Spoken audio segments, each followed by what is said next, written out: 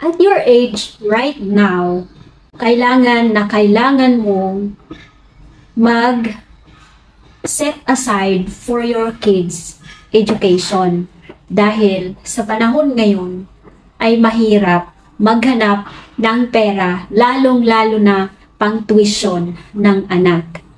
Dahil masakit sa isang magulang, pag tuition na ay hindi nababayaran ang tuition fee. At ang binibigay lang sa registrar ay promissory note. 'Di ba? Masakit sa atin o kaya minsan salamat kung tatanggapin yung promissory note. Pero kung hindi tanggapin ng isang school. 'Di ba? Kawawa yung anak natin, kawawa yung anak mo dahil maiiwan sila ng mga classmate nila dahil sa lack of financial planning ng parents.